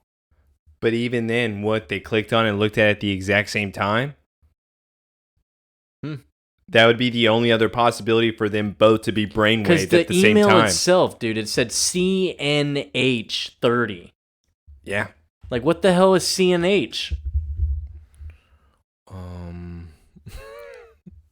Maybe it's some, like, sex thing with Jonathan. Maybe they have some type of move they call CNH. What? I'm reaching here. Otherwise, it doesn't matter what the email is unless you're going to decipher this right now. I hope somebody can. But I do want to mention this. It would still not make sense that Jonathan would be brainwaved. If it was truly just Martha's. Yeah, because he only said mom he when he saw the email. And Lex said email. Yeah, what if she was like, she saw the email, she's like, look, John. Or what if, I got another theory for you. Let's just keep going with this. What if Clark then left and Lex goes, man, he's probably going to do this really quick. Let's send another one to John. Oh, how would he have John's email? What do you mean, how would he? You think John would have email? He seems like a guy that wouldn't have email. I think it would be in Chloe's email list. She would have John's email. I'm going to give that. Chloe would have that. Chloe would have every email because Chloe's been at the Torch for 9 years. She's done it all. I hate you so much. Do I have to mention the Daily Planet? Okay. And the article that she was fired for because she was able to uncover things that nobody else is allowed to uncover. Chloe, you are number one. Now she is screaming in pain as Jonathan is choking her, and Martha looks like Children of the Corn coming up with her scythe. Mm-hmm. Chloe then does a super kick and says, you don't know my journalist fight. And then Clark comes up, pushes Dad, and says, Dad, what the hell's your problem? Jonathan now is on the ground. Martha's on the ground. Clark then checks on Chloe. Jonathan then says, I don't need the belt. I got the rock. He pulls out a kryptonite from his pocket and starts going to town. Do you like how he doesn't react as soon as he brings it out? I know you had a problem with that, dude. Oh, I have another plot hole for you because I had to pause it again. I have a big problem. Why did he bring that rock? Oh, he keeps it on backup, bro. I was going to say, all right, so you got to give me this. It's backup for sure. So what you're trying to tell me... He keeps a backup rock around. At all times. So what? Oh, all times? No, I think he probably just got it this time. So what? It's a random night. I feel like that Clark hasn't been around a while. Martha, have you heard from your son? No? Okay, let me go get the rock. You think that's what's going on? I think he got brainwaved and he was like, well, Clark might be here, so let me get my rock. Yeah, okay, that's not brainwave. That is John being John, then. That is not mind because the control. mission is to kill Chloe, and there's going to be something that's preventing to kill Chloe. You gotta get prepared. It says kill Chloe, not kill Clark. No, we're just hurting Clark. He's going to town on Clark's face right now. Okay, shut. Yeah, no, look at this guy. Where Chloe's in standing there going, oh my God, I don't know what to do. Oh, is that a lever? Are those hay bales? Yeah, what did they brainwave John? See? Like, maybe it's back to your theory. It's like, okay, I'm going to tell John to kill Clark. Martha will kill Chloe. Exactly. Or let's kidnap Chloe and kill Clark. It's got to be something, and I still believe Lex was the one that sent that. Why else would he turn around and look at the computer the way he did? Oh, I just want to go through her emails real quick. This isn't a big deal, guys. Oh, it's cool tech. Yeah, hey, whose emails is this, huh? Don't you love how this fight ends? I do. Hay bales. Yeah, the hay bales. Chloe drops them all. They all drop on everyone. And, of course, Clark just is, like, openly tossing these hay bales around that we've seen. Like, tossing them. In front of Chloe. Right in front. Yeah. And we're not and look, John barely moved it. Did we see that? John barely moved that hay bale because he obviously can't. That's a plot hole right there. So Clark also decided to go check on Mom because he was like, screw Dad. He beat me with the kryptonite rock, and I don't think that's what the email said. So, Mom, are you okay? Yeah, I think... Did he just want to go with you and do what you wanted to do? Martha, he didn't get an email, Clark. He never even saw mine. You know your father doesn't have email. Email? Oh, man, now we go back to the Talon. Oh, I love this place. Oh, yeah, this is such a great place lately because Hoobastank, baby, the reason. Ooh. Okay. All right, so we get the first appearance of our lovely Talon loft room, apartment room. So Lana, I really thought was going to be able to not get dumber in this episode. Like, there's no way. She's gotten dumber as time has gone on. There is no way, though, Lana would cross any lines. Like, there's no way Lana would make sure that this Adam douchebag is somehow taken care of. She would never go to Lex. She would never do anything like that. That's too big. She wouldn't ask him to live with her and Chloe, right? What does she do instead? She said, hey, Adam, live in the Talon room that's upstairs. And it's like, it's you just got to clean all this stuff out. You know what I mean? It could be a cool little spot. And really, it just looks like an attic, like almost like this looks like shit. Looks like Norman Bates would stay here. Would be right at home, right? I mean, seriously. You're going to clean this up, right? Yeah, I don't think you know this, but I'm not Norman Bates. Well, there's not exactly a tenant here, but it could be using somebody to be able to help out. We could be able to clear all this junk out, and it could be a great space. I mean, maybe. Well, I negotiated a great deal with the owner because it's me. I am the owner. Lana. Lana, stop. You don't know anything about him. Well, she would have to discuss that with Lex, right? No. I mean, they're partners, but... All right, we're going to make a bet here. $5 for next episode, because I haven't seen next episode. $5 says that Lex... Who's that guy living up there? Wait, have you watched the next episode already? No, I swear on my life, no. All right, $5? $5. Okay, dude. All right, good bet. That's a good bet. Because bet. there's no way in hell... She didn't even tell him that she was sending gift baskets to Adam while he was in the hospital. And using the store money. Don't even... All right. No, I think he'd know. I think he's gonna know. Maybe. I'm scared now. But yeah, I always love the smell of fresh coffee. Would wake me up in the morning. You're gonna bring me a cup, right? Like, come on. Well, like- yeah, you're going to be making it silly, if you decide to stick around long enough. I might just put you to work. And like ups and downs, I'm like, bro. Listen, I appreciate you doing this for me, but don't do it just because you feel sorry for me, bitch. Someone is doing something nice for you. Just accept it. That's all you have to do is just say thank you. Don't feel sorry for me. There's not a catch. I think there's a catch. No, I'm not doing this. This is not what this is about. Trust me, Adam. I want to get to know you. I'm just trying to help a friend out. Oh, is that all I am? And now we get away from God, the worst people ever. We go to the torch and we see that Chloe's resetting up everything. It's new computers, kind of. Old They're computers. the same ones. They That's the came old back. one. Old ones, because Lex was like, yeah, I'll give them back to you. Just have them. I think he's feeling guilty because he fired my dad, but you know what? I'll take the new computers because my dad's still out of a job and he probably can't make the mortgage. But we'll call it even trade, right?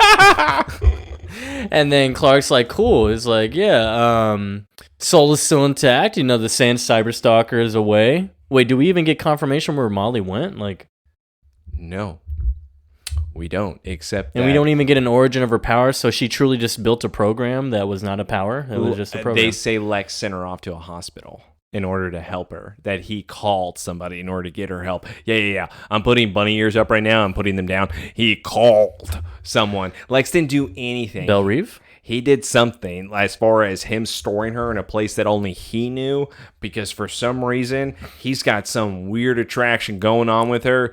And in fact, I thought Gardner was bad. You got to remember this, guys. Gardner touched her cheek and brushed it and said, You're not going to betray me, right?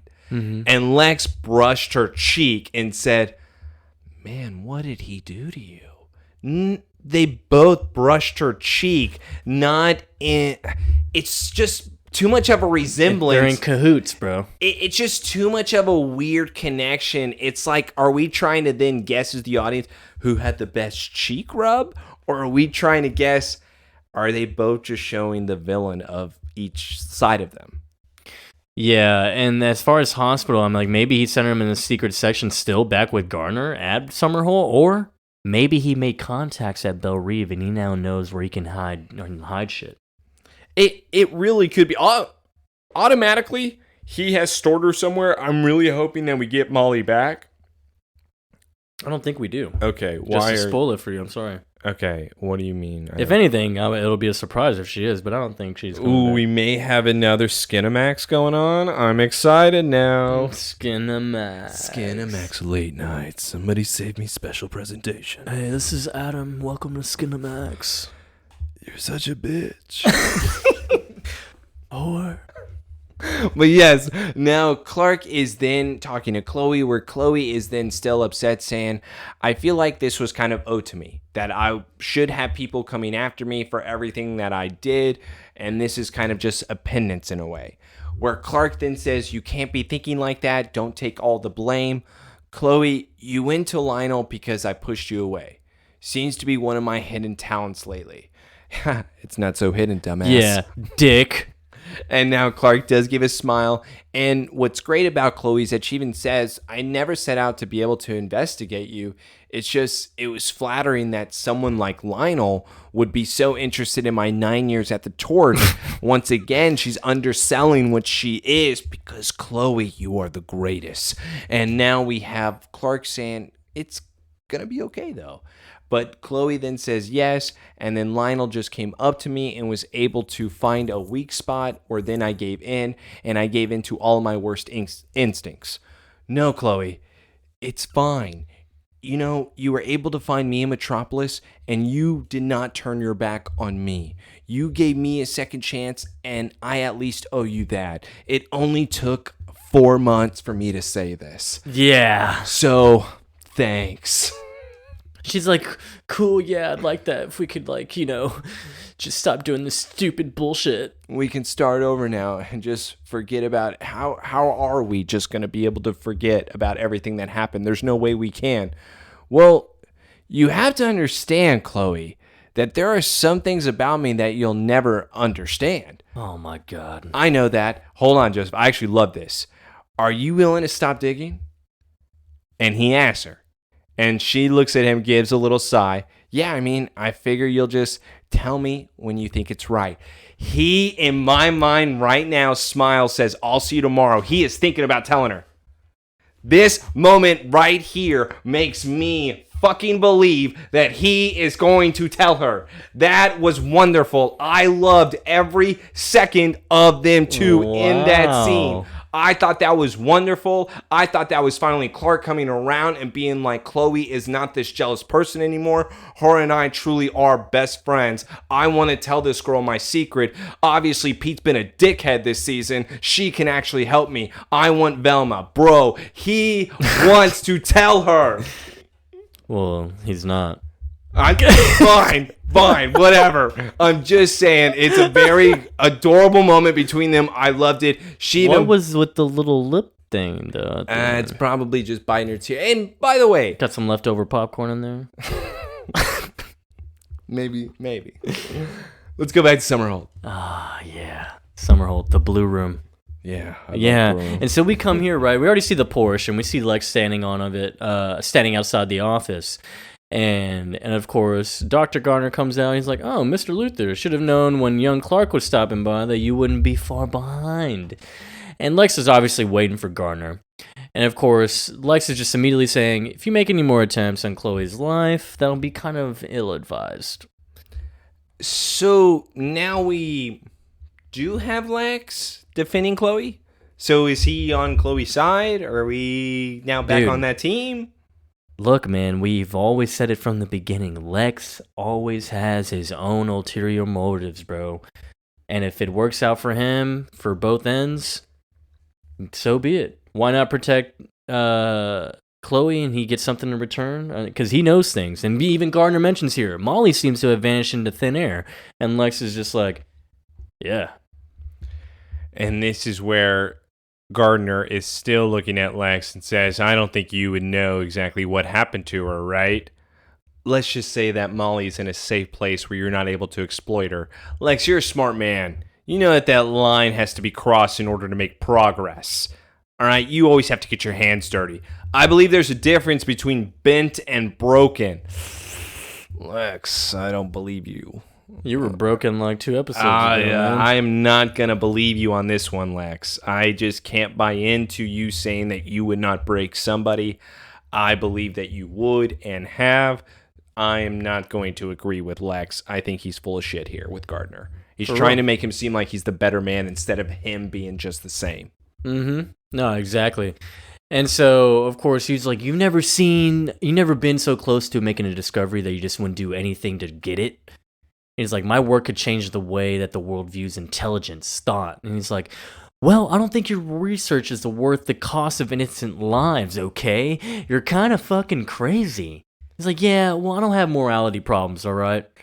It's like, well, Chloe's article is a real page-turner. Oh, shit. Yeah, he tries to walk away, and he mentions he has the disc in his hand. He's like, see this 3.5 floppy A? This is almost worth killing over, huh? And of course, immediately he grabbed his attention, and I loved that. Alexa always says that, wouldn't you say, doctor? You kid him with that, wouldn't you say? What do you want, Lex? Oh, see, this is the ulterior motives, bro. He wants his help, and it's something that's clearly been on the back of his mind this entire time. This is crazy. I had an unfortunate session with shock therapy not too long ago that basically erased 7 weeks of my life. I want you to give me back those memories. And it's like... Gardner's even lost, by the way. His face is even shocked. He's like, wait, what? Yeah, and look at that face. He's like, yeah, you're going to do this shit for me.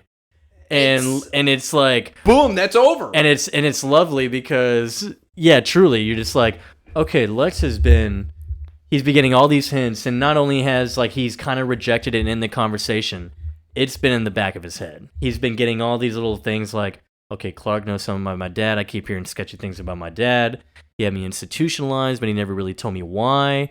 I have a shitty, weird job that is I'm just a puppet for. So let me ask you then. Do you think that it wasn't necessarily Molly that convinced him, but it was Clark? With Clark then going to him on the street, being like, hey, well, who else is this going to be? Because Lex kept defending Lionel, where then Clark was able to put a scratch into that armor. And now Lex then started to question, where then when Chloe came to stay, it turns out that everything Chloe and Clark said was absolutely true when he went to go see Molly for himself. So now he is going, okay, what am I missing these past 7 weeks? Yeah, what because are they? Clark was struggling talking to him, and it's not like Lex is not going to pick Like up on going that. around Yeah. with what he's saying. But yeah, we end credits on that, and it's nice because it's like, okay, so clearly, at least from this point, we'll probably get the next couple episodes talking about, these experiments done for Lex, maybe to unlock his memories. And maybe he's going to be back and looking like institutional Lex. Who knows? Okay, but my only issue with that all, how the hell are you going to be able to reverse electroshock therapy? Hey, man, I mean, if My there's thought- definitely exercises to obtain memories. People can definitely do that. I'm very curious on it. My whole, whenever I envision like that, it's like they fry those brain cells in order for those to never appear again. So for you to be able to have them appear again, the only way that's possible is if you have a high white blood cell count. That's right. That's right. Adam wishes he could have that. What? What do you blood mean? cell? I'm dehydrated, bitch. I don't need those.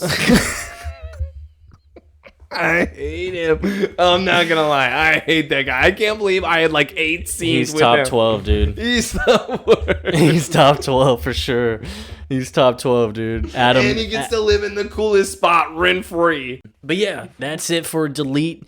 We had the classic villain Brainwave. Hey, what was Brainwave's, like, it was a dude, obviously, at first, right? Like, Yeah, it's even the story that he starred in for the first time for 1943 would have been the man who created images. Yeah, I'm almost positive. Yes, that's what it's called. So where it's essentially you're just developing your own world, where then he was able to trick the Justice Society. So it's again convincing your brainwaves in order to see different images, different colors, and the best comparison I can make, only because I'm thinking of it right now, it's like he's able to convince them they're in the Imaginarium of Dr. Parnassus. oh, in his head? Yes. Okay.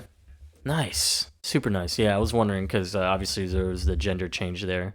But, yeah, that's it for But even with the gender change, I like how they just Oh, even did. no, But it's this nice. is what I mean is that I bitched about this in season 2 and even season 1. If you're going to give me just random throwaway villains, give me random throwaway villains from the comics. Yeah. Make it connect. Even if you're changing gender, the way you just did it here, Smallville, I'm for. It's That cool made because it original. establishes that, and yeah, even It like worked with the time period too. yeah, It made it so it was with the technology that we are in today. So it worked. yeah. Very impressive. And actually, I forgot. I take back what I said because we do get Brainwave again at some point. No, stop it. It's going to be a Skinamax special. Skinamax. It's after that. But next episode is Hereafter, episode 12. We'll be back for that. Follow us on everything possible. Once again, it's all in the bio. Just read, just like Adam. And yeah, Somebody Save Me podcast here once again saying I'll see you guys next week. Tuesday. I love Tuesdays.